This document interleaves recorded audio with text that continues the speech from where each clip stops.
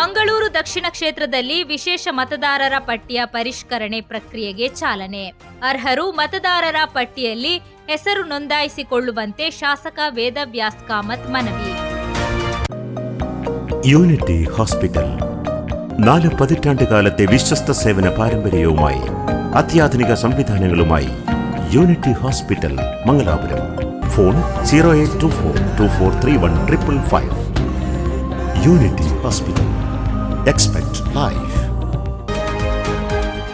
ರಾಜ್ಯಾದ್ಯಂತ ವಿಶೇಷ ಮತದಾರರ ಪಟ್ಟಿಯ ತೀವ್ರ ಪರಿಷ್ಕರಣೆ ಪ್ರಕ್ರಿಯೆ ಬುಧವಾರ ಆರಂಭಗೊಂಡಿದ್ದು, ಮಂಗಳೂರು ನಗರ ದಕ್ಷಿಣ ವಿಧಾನಸಭಾ ಕ್ಷೇತ್ರದ ಶಾಸಕ ವೇದವ್ಯಾಸ ಕಾಮತ್ ಅಧಿಕಾರಿಗಳ ಸಮ್ಮುಖದಲ್ಲಿ ಪ್ರಕ್ರಿಯೆಗೆ ಚಾಲನೆ ನೀಡಿದರು. ಬಳಿಕ ಮಾತನಾಡಿದ ಅವರು, ಮುಂದಿನ 1 ತಿಂಗಳ ಕಾಲ ಬೂತ್ ಮಟ್ಟದ ಅಧಿಕಾರಿಗಳು ಮನೆ ಮನೆಗೆ ಭೇಟಿ ನೀಡಿ ಅಗತ್ಯ ನಮೂನೆಗಳನ್ನು ವಿತರಿಸಲಿದ್ದಾರೆ.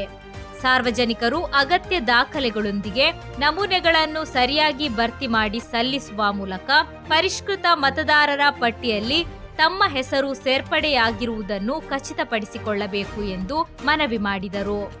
18 ವರ್ಷ ಪೂರ್ಣಗೊಂಡ ಯುವಜನರು ಹಾಗೂ ಬೇರೆ ಪ್ರದೇಶಗಳಿಂದ ಬಂದು ಕ್ಷೇತ್ರದಲ್ಲಿ ನೆಲೆಸಿರುವ ಅರ್ಹ ನಾಗರಿಕರು ಮತದಾರರ ಪಟ್ಟಿಯಲ್ಲಿ ಹೊಸದಾಗಿ ಹೆಸರು ನೋಂದಾಯಿಸಿಕೊಳ್ಳಲು ಅವಕಾಶವಿದೆ.